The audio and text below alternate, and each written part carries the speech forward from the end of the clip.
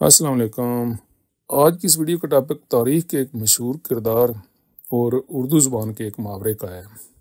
آپ نے اکثر سنا ہوگا کہ فلاں بڑا ترم خان بنا پھرتا ہے، لیکن کیا کبھی آپ نے سوچا ہے کہ یہ ترم خان کون تھا اور اس کی وجہ شہرت کیا ہے؟ ہم میں سے اکثر نے اردو کا یہ مشہور محاورہ سن رکھا ہے، مگر شاید یہ نہیں جانتے کہ ترم خان کون تھا اور ان کا کردار آخر کیسے لازوال ہو کر محاورے میں ڈھل گیا کہ صدیاں گزرنے کے باوجود آج بھی اس کا نام محاورے میں استعمال ہو رہا ہے، اور تقریباً 2 صدیاں گزرنے کے بعد بھی ہم اس کردار پر آج ویڈیو بنا رہے ہیں اور آپ دیکھ رہے ہیں۔ ترم خان کی کہانی کیا ہے؟ اس بات کی کھوج میں 1857 کی جنگ آزادی کی طرف جانا پڑے گا۔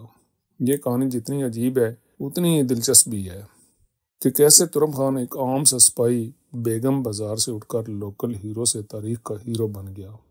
اس سے پہلے آپ سے گزارش ہے کہ اگر ابھی تک آپ نے میرے چینل کو سبسکرائب نہیں کیا تو اسے پلیز سبسکرائب کر لیں، بیل کے سائن کو بھی کلک کر لیں تاکہ آنے والی ہر ویڈیو کو نوٹیفیکیشن آپ کو ملتا رہے، اور ویڈیو اگر اچھی لگے تو اسے لائک بھی ضرور کریں اور شیئر بھی کریں۔ شکریہ۔ انڈیا پر برٹش راج قائم ہو چکا تھا۔ ریاست حیدرآباد دکن کا حکمران، جو نظام دکن کہلاتا تھا، برطانیہ کا اتحادی بن چکا تھا۔ اس نے دکن پر اپنی گرفت اتنی مضبوط کر لی کہ کوئی بغاوت کا سوچ بھی نہیں سکتا تھا۔ لیکن پھر یوں ہوتا ہے کہ تحریک آزادی کے نعرے ہندوستان کی گلی کوچوں میں پہنچ جاتے ہیں۔ تحریک کی باتیں حیدرآباد دکن کے در و دیوار کو بھی متاثر کرتی ہیں۔ بات حیدرآباد دکن کے علاقے بیگم بازار کے ایک عام سپاہی تورے باز خان تک بھی پہنچ جاتی ہے۔ تورے باز خان نے جولائی 1857 میں 6000 مظاہرین کو لے کر حیدرآباد دکن میں برٹش ریزیڈنسی پر حملہ کر دیا۔ جنگ آزادی کے شعلے بھی میرٹھ سے حیدرآباد دکن پہنچ جاتے ہیں۔ حیدرآباد کی مساجد، مندروں، گردواروں اور چرچوں کی دیواروں پر اشتہارات سج جاتے ہیں، جن میں نہ صرف انگریزوں کے خلاف بغاوت کے حق میں نعرے درج ہیں، بلکہ یہ مطالبہ بھی کیا جاتا ہے کہ نظام بھی اس جنگ میں شریک ہو، یعنی کہ جنگ آزادی میں۔ یہ 1857 کی جنگ آزادی کی بات ہو رہی ہے۔ حالانکہ نظام اپنے رفقا، سالار جنگ، امراء اور سرداروں کے ساتھ انگریزوں کی حمایت کا اعلان کر چکا تھا، مگر پھر بھی ریاست کے باشندوں نے اس جنگ میں ایک ایسی کہانی رقم کی جس نے انگریزوں کے ساتھ ساتھ نظام دکن کے نظام کی چولیں بھی ہلا کر رکھ دیں۔ جب 1857 میں جنگ آزادی کے شعلے بھڑک اٹھے تو نظام دکن کی فوج میں انگریز افسروں کے خلاف بھی مزاحمت شروع ہو گئی۔ نظام کی فوج کے ایک رسالے کو بغاوت کچلنے کے لیے بلڈھانا سے دہلی جانے کا حکم دیا گیا تو جمیندار چھیدہ خان نے ایسا کرنے سے انکار کر دیا، کیونکہ جمیندار چھیدہ خان مغلوں کے خلاف انگریزوں کا ساتھ نہیں دینا چاہتا تھا۔ چھیدہ خان اپنے 15 دیگر ساتھیوں کے ساتھ حیدرآباد پہنچا تاکہ وہ نظام کو قائل کر سکے کہ اس جنگ میں شامل نہ ہو، لیکن جیسے ہی وہ حیدرآباد پہنچا اسے نظام کے وزیر میر تراب علی نے گرفتار کر کے انگریزوں کے نمائندے کے آگے پیش کر دیا، جس نے اسے اور اس کے ساتھیوں کو اپنی ہی کوٹھی میں قید کر لیا۔ اس خبر کے پھیلنے سے انگریزوں کے خلاف نفرت اور زیادہ بھڑک اٹھی۔ اس موقع پر مولوی علا دین بھی اپنے ساتھیوں کے ساتھ ترے باز خان کی حمایت میں پہنچ گئے، مگر نظام کا وزیر میر تراب علی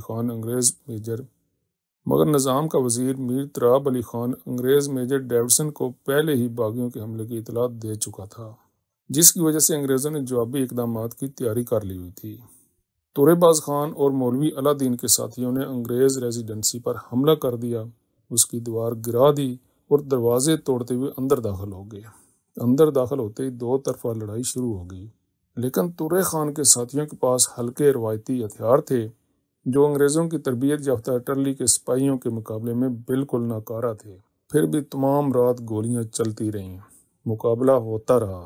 صبح کے 4 بجے ترے باز خان اور اس کے ساتھی بھاری جانی نقصان کے بعد زیادہ بڑی طاقت کے ساتھ حملہ کرنے کی نیت سے فرار ہو گئے۔ 22 جولائی کو تراب علی خان کو خبر ملی کہ ترے خان ایک بار پھر انگریز ریزیڈنسی پر حملہ کرنے کی تیاری کر رہا ہے۔ اس نے ترے باز خان کو ہر قیمت پر گرفتار کرنے کا حکم جاری کر دیا۔ ترے باز خان بھیس بدل کر روپوش ہو گیا، لیکن ترے باز خان آنکھ کے قریب ایک تل کے نشان کی وجہ سے پہچانا گیا اور اشور خانے کے جنگلات کے قریب نظام کے فوجیوں نے اسے گرفتار کر لیا۔ اس پر حیدرآباد دکن کی عدالت میں مقدمہ چلا۔ اس دوران اسے مولوی علا دین اور دیگر باغیوں کے ٹھکانے پوچھے گئے اور نہ بتانے پر بے پناہ تشدد کیا گیا۔ پھر اسے عمر بھر کے لیے جزائر انڈیمان کالا پانی بھیج دینے کی سزا سنا دی گئی، جو اس وقت کی بدترین سزا تھی۔ مگر اس سے پہلے کہ اسے کالا پانی بھیجا جاتا، وہ 18 جولائی 1857 کو جیل سے فرار ہو گیا۔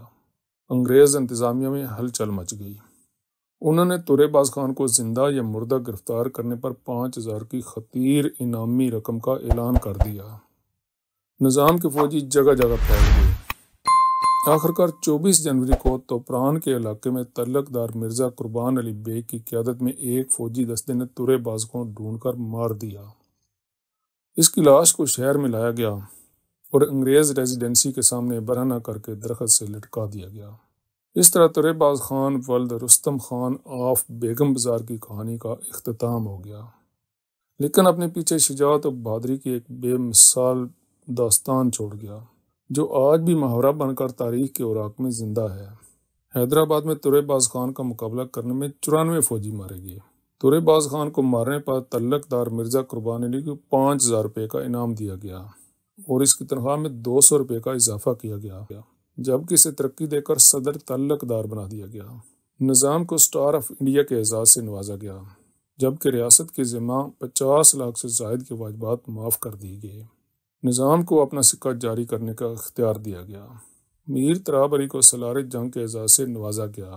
آج نہ نظام ہے نہ اس کی ریاست، لیکن ترے باز خان کا نام پہلے ترے خان اور پھر ترم خان بن کر اردو میں امر ہو چکا ہے۔ حیدرآباد دکن میں جہاں انگریزوں کی ریزیڈنسی تھی، عین اسی جگہ پر ترے باز خان اور دیگر شہدائے آزادی کی یادگار بھی موجود ہے۔ اللہ حافظ۔